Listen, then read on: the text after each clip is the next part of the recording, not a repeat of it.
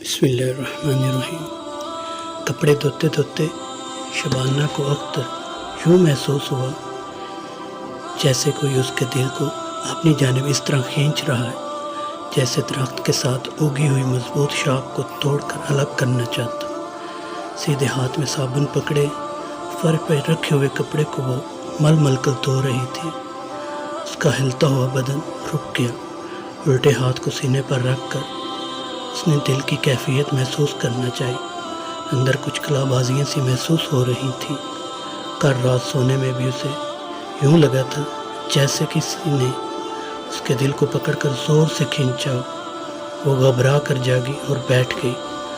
اندھیرے میں بستر پر بیٹھی وہ آنکھیں چپک چپک کر اس کیفیت کو سمجھنے کی کوشش کر رہی کہ شاید کچھ اور بھی ہو، مگر کچھ بھی نہ ہوا۔ آنکھوں میں نیند کا خمار چوں کا توں تھا۔ وہ پھر سے سو گئی۔ معمول کے مطابق صبح اٹھی۔ وہ گھر کا سارا کام خود کرتی تھی۔ کچن اس نے کبھی کسی کے حوالے نہیں کیا تھا۔ شوہر کو ناشتہ دیا۔ اسے آج گجرانوالہ اپنی دکانوں کا کرایہ وصول کرنے جانا تھا۔ وہ چلا گیا۔ چھوٹی بیٹی ناشتہ کر کے اپنے کلینک میں چلی گئی تھی۔ گھر کے ایک چھوٹے سے کمرے کا دروازہ گلی میں کھول کر والدین نے اسے ایک ہومیوپیتھک کلینک کھول دیا تھا۔ پہلے اسے باقاعدہ 3 سالہ کورس بھی کروایا تھا۔ اس سے 3 بڑی لڑکیاں بیاہ دی گئی تھی اور اکلوتا بیٹا لاٹری کے ذریعے کینیڈا چلا گیا۔ چھوٹی بیٹی طلعت کا قد اتنا چھوٹا تھا کہ لحیم و شعیم شوہر نے پہلے ہفتے ہی اسے ہمیشہ کے لیے گھر بھیج دیا تھا۔ یہ دکھ شبانہ کے کلیجے کو لگ گیا، اگرچہ باپ نے ہمت بندھا کے ایک اچھے کام پر لگا دیا تھا جہاں وہ غریبوں کا علاج مفت کرتی تھی۔ جب دل کی کھچاوٹ اور گھبراہٹ بڑھتی ہی گئی تو شبانہ کپڑے چھوڑ کر ننگے پیر ننگے سے باہر آ گئی۔ طلعت کو آوازیں دی۔ اس وقت کلینک میں کوئی مریض نہیں تھا۔ وہ دوڑی آئی، سرد ہوتی ماں کو دیکھ کر پریشان ہو گئی۔ کیا بات ہے امی؟ میرا دل ڈوبتا جا رہا ہے، پتہ نہیں کیا ہو رہا ہے، کوئی دوائی لاؤں؟ اس نے ماں کی نبض پکڑی۔ نہیں، جلدی سے مجھے ڈاکٹر کے پاس لے چلو، تمہارے ابو تو ابھی کہیں راستہ میں ہوں گے۔ امی آپ کپڑے بدل لیں، آپ کے سارے کپڑے گیلے ہو رہے ہیں۔ میں باہر نکل کر رکشہ پکڑتی ہوں۔ اتفاق سے ایک خالی رکشہ سامنے نظر آیا۔ اس نے رکنے کا اشارہ کیا، ماں کو بٹھایا اور محلے کے ڈاکٹر کے پاس لے گئی۔ ڈاکٹر نے دیکھتے ہی کہا، ان کو شدید قسم کا ہارٹ اٹیک ہوا ہے، فوراً کسی ہسپتال لے جائیں۔ مگر ڈاکٹر صاحب، ان کی حالت تو غیر ہو رہی ہے، وقتی طور پر کوئی دوائی تو دے دیں تاکہ یہ ہسپتال تک جانے کے قابل ہو سکے۔ طلعت نے کہا، نہیں نہیں، ڈاکٹر نے گھبراتے ہوئے لہجے میں کہا، وقت ضائع نہ کریں، فوراً جائیں، جلدی لے جائیں، جلدی جلدی۔ ڈاکٹر یوں گھبرا کر پیچھے ہٹا کہ طلعت کو سخت غصہ آیا، حالانکہ وہ فیس اور دوائیوں کے پیسے ساتھ لے کر چلی تھی، مگر ڈاکٹر نے تو ہاتھ لگانا بھی گوارا نہ کیا۔ رکشہ ابھی باہر کھڑا تھا۔ گرتی پڑتی ماں کو اس نے رکشے میں بٹھایا اور رکشے والے سے کہا، پبلک ہسپتال لے چلو۔ ماں کو اپنے کندھے سے لگا کر اس نے اس کی کمر میں بازو ڈال دیا تھا کہ رکشے کے جھٹکے اسے تکلیف نہ دیں۔ پھر بھی تھوڑی تھوڑی دیر بعد وہ اس کی نبض چیک کرتی، جس کا سرا نہیں مل رہا تھا۔ اپنے پہلو کے ساتھ لگا کر اس کی دھڑکنیں شمار کرنے کی کوشش کرتی۔ رکشے کے بے ہنگم شور میں کچھ بھی سنائی نہیں دے رہا تھا۔ اگر ڈاکٹر وقتی طور پر کوئی دوائی دے دیتا تو کیا حرج تھا؟ ماں بے سدھ ہو جاتی تھی۔ راستہ کافی لمبا تھا۔ پبلک ہسپتال آ گیا۔ اندر داخل ہوتے ہی اس نے رکشے والے سے کہا، وہاں سامنے جہاں ایمرجنسی لکھا لے چلو۔ باہر ہسپتال کے کچھ ملازم کھڑے تھے۔ اس نے رکشے سے اتر کر ان سے کہا کہ سٹریچر لے آئے۔ وہ دوڑ کر سٹریچر لے آئے جو باہر ہی پڑا ہوا تھا۔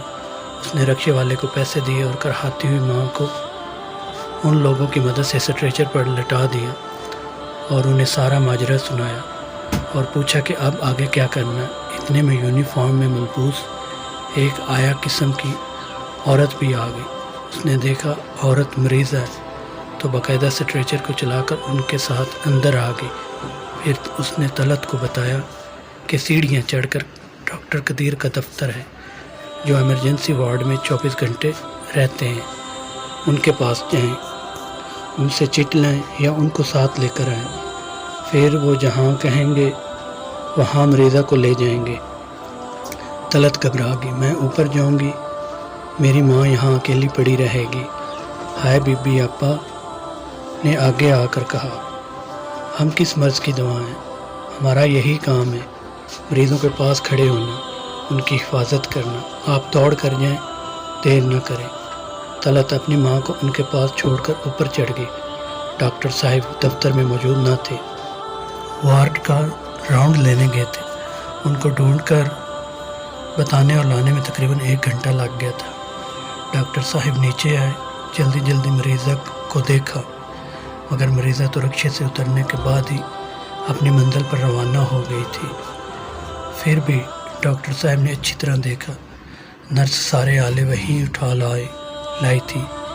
ساری کوششوں کے بعد ڈاکٹر نے ہمدردی سے طلعت کی طرف دیکھا اور کہا کہ آئی ایم سوری، تو طلعت کی چیخیں نکل گئی، ماں یہ تو نے کیا کیا؟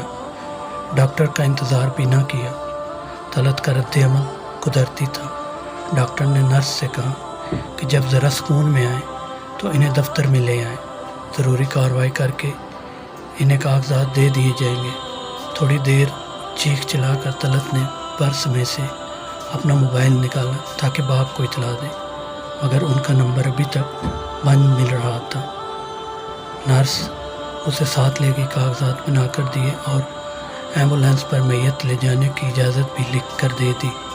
روتی ہوئی طلعت ماں کی لاش کے پاس آ گئی۔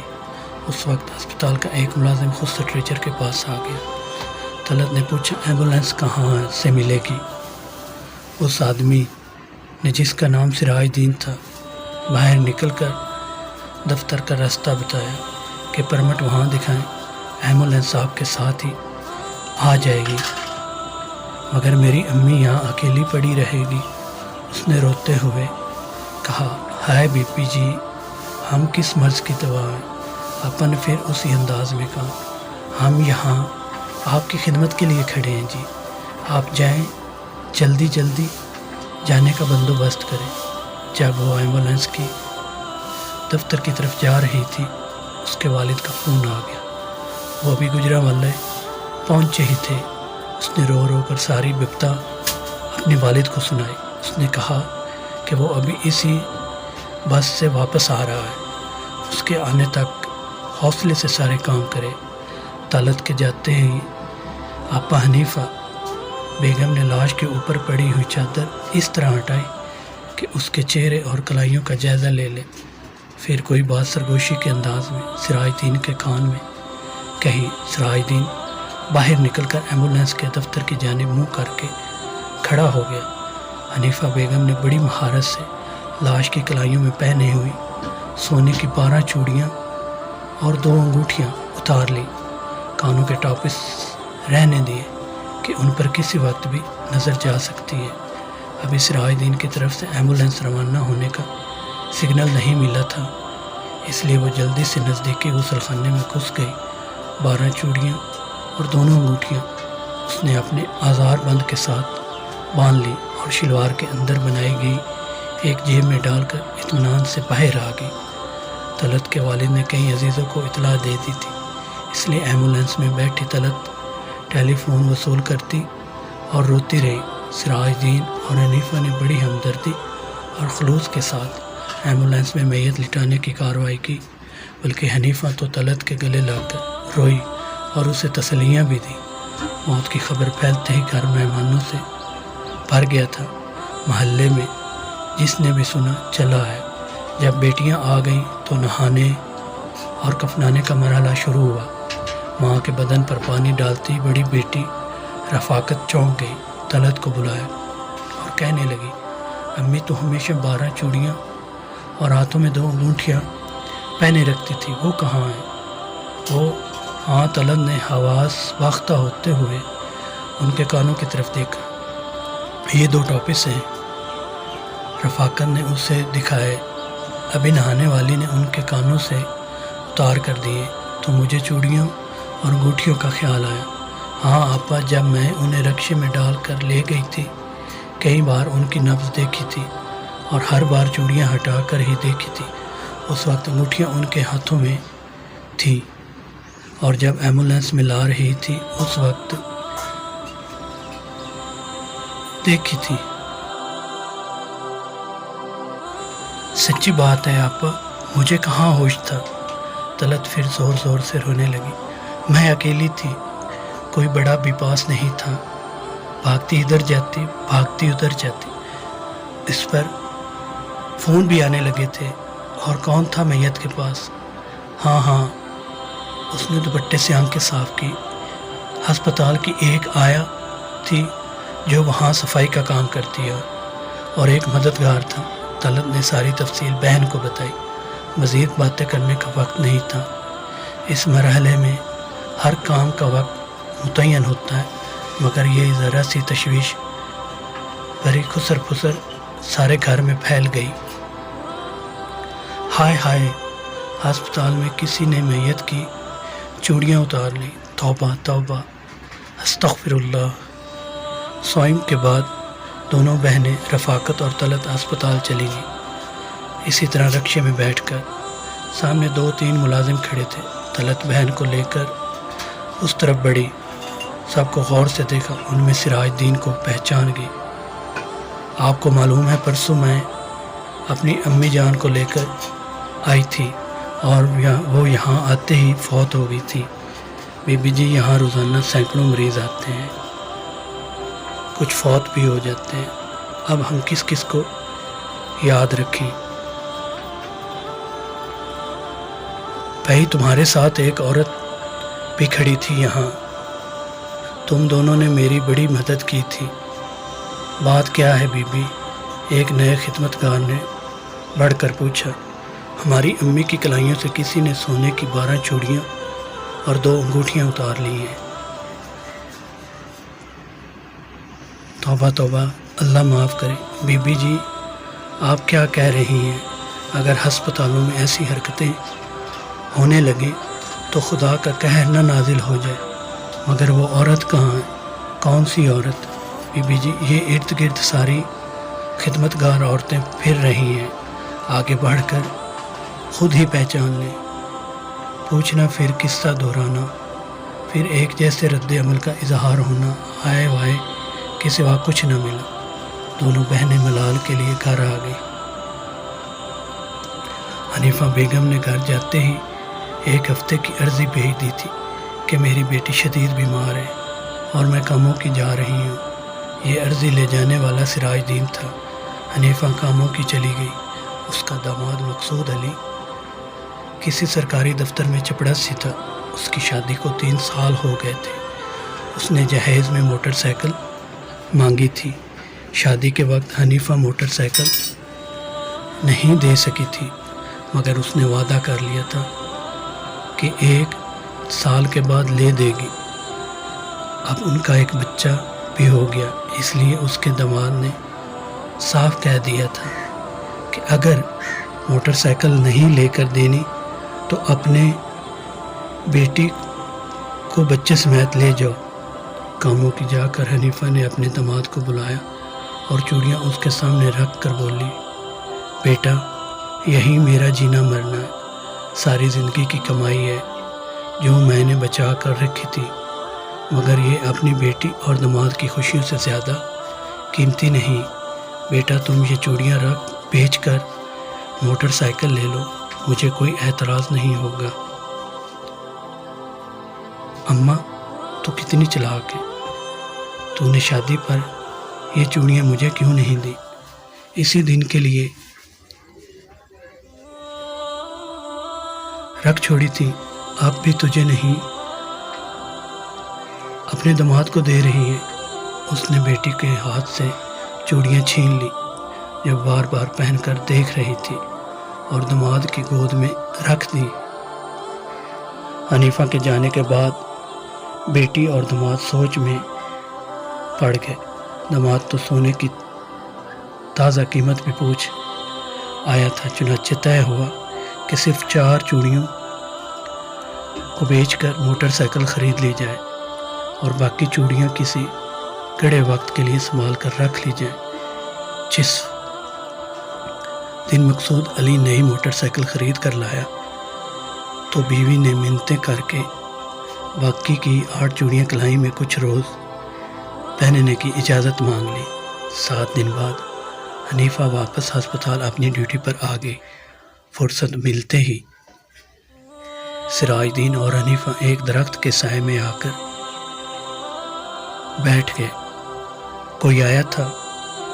حنیفہ نے سرگوشی سے پوچھا۔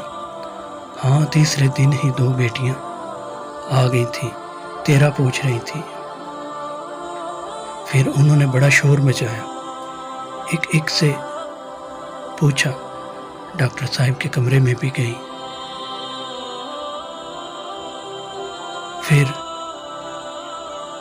پھر کیا ہونا تھا؟ میں تو صاف مکر گیا کہ میں نے کبھی نہیں دیکھا۔ میرا پوچھا تھا انہوں نے؟ ہاں، جس کے ساتھ تو گلے لگ کر رو رہی تھی، اس نے بار بار پوچھا تھا۔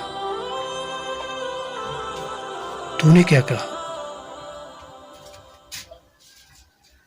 میں نے کہا کہ آپ کے ارد گرد اتنی مائیاں گھوم پھر رہی ہیں، پہچان کر پوچھ لو، مجھے کیا پتا اس دن کون آیا کون گیا اور کون میرے ساتھ تھا۔ سراج اور حنیفہ کہہ کے لگا کر ہنسنے لگے۔ اچھا، اب مستی مت کر، نکال میرا حصہ۔ سراج، سچ بات بتاؤں، تجھے تو پتہ ہے میں نے آزار پان کے ساتھ باندھ کر چوڑیاں لٹکائی تھیں، مگر گرا ذرا ڈھیلی لگی۔ جب میں جا رہی تھی تو مجھے پتہ نہیں چلا، ایک کر کے چوڑیاں بس کے اندر ہی گر گئیں۔ وہ تو جب ایک مسافر نے ایک چوڑی اٹھا کر شور مچایا تب مجھے پتہ چلا۔ تو بکواس کرتی ہے، سراج دین چلایا۔ تیری نیت بدل گئی ہے، تو کمینی ہو گئی ہے، کمزاد، بے غیرت، میں تجھے ابھی پکڑواتا ہوں۔ حنیفہ نے جیب سے 2 انگوٹھیاں نکال کر ہتھیلی پر رکھی اور بولی، تو یہ لے لے، قسم سے یہی بچی ہیں۔ میں تیرا گلا دبا دوں گا، شور مچائے گا تو اپنا ہی کچھ بگاڑے گا۔ تو بھی اس واردات میں شامل تھا، تیرے پاس کوئی ثبوت نہیں ہے، میں تجھے ذلیل کرواؤں گا۔ سراج، اپنے آپ کو قابو میں رکھ، میں بھی MS کو بتا دوں گی۔ پچھلے ہفتے جو نوجوان حادثے میں گزر گیا تھا، تو نے ایمرجنسی وارڈ میں اس کی 2.5 لاکھ کی گھڑی اس وقت اتار لی تھی۔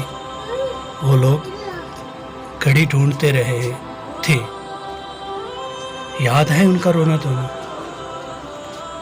کمینی عورت، میں نے اس میں سے تجھے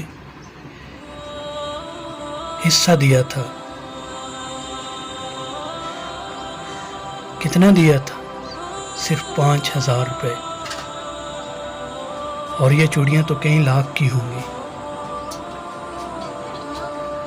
جن کے نصیبوں کی ہوں گی۔ میرے لیے تو ایک چوڑی بھی حرام ہے، اللہ کرے تیرے کفن پر لگے۔ حنیفہ، سراج کے منہ سے چاگ نکل رہی تھی۔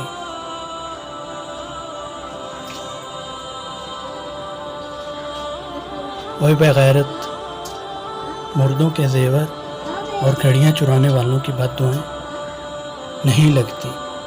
حنیفہ زور زور سے ہنسنے لگی۔ دیکھ سراج، ہم دونوں کا موجو لگا ہوا ہے، کبھی تو پلہ مار لیتا ہے اور کبھی میرا داؤ لگ جاتا ہے۔ غصہ نہ کھا، میں نے پتہ کروایا ہے، یہ انگوٹھیاں 2 لاکھ کی ہیں۔ 1 لاکھ بھی تجھے مل جائے تو عیش کرے گا، ورنہ سراج غصے سے پھنکارا، वरना गंदगी में पत्थर फेंकेगा तो छींटे तेरे ऊपर भी आएंगे। दोनों का अंजाम एक जैसा होगा। दूसरे दिन हनीफा को फ़ोन पर उसके दामाद के एक्सीडेंट की खबर आई थी। तफसील कोई बता नहीं रहा था। उनके घर पहुंची तो सारा मोहल्ला जमा था। उसे फ़ौरन जाए हादसा पर ले जाया गया, जहां पुलिस के घेरे में था और कार्रवाई नोट हो रही थी। 1 हफ्ता कबल मकसूद ने मोटरसाइकिल ख़रीद ली थी। 8 दिन बाकायदा चलाता रहा था। आज पहली बार बीवी ने कहा था हमें भी सैर करवाओ। वो ख़ुद तैयार हुई। उसने सोने की चूड़ियाँ पहनी और 1 साल के बच्चे को भी तैयार किया। बीवी और बच्चा पीछे बैठ गए। आबादी से ज़रा बाहर निकले तो मोटरसाइकिल एक ट्रक से टकरा गई। बीवी और बच्चा मौका पर फौत हो गए। दामाद की टांगें टूट गई, मगर पुलिस अभी तक इस बात का सुराग नहीं लगा सकी थी कि पीछे बैठी हुई औरत की पूरी कलाई कौन काट कर ले गया और क्यों। अब दूसरी तरफ उधर पब्लिक अस्पताल के पिछवाड़े कूड़ा करकट चुनने वालियों की झुग्गियों के आसपास फटे पुराने कपड़ों में एक औरत नज़र आती है, जिसके हाथ में एक गुड़िया होती है। हमेशा गुड़िया का एक बाजू टूटा हुआ होता है। वो औरत दीवाना वार राहगीरों, मोटरसाइकिल वालों और साइकिल वालों के पास जाती है और कहती है मेरी बेटी का बाजू वापस दिला दो। अल्लाह के वास्ते मेरी बेटी का बाजू दे दो। चूड़ियाँ रख लो, कलाई दे दो। मेरी इकलौती बेटी रो रही है। देखो वो गुड़िया को आगे करती है। रोटी नहीं खा सकती, बच्चे को दूध नहीं पिला सकती। खुदा के लिए मेरी बेटी की मदद करो। वो सारी रात रोती रहती है, मुझे सोने नहीं देती।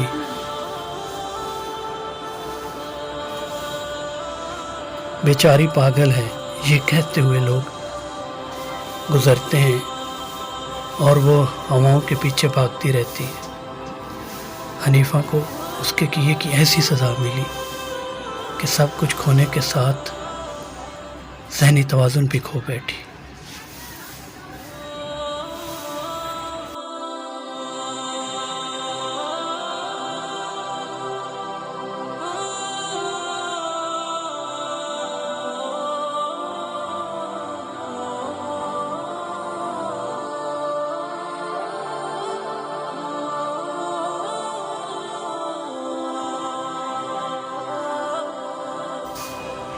वीडियो देखने के लिए शुक्रिया।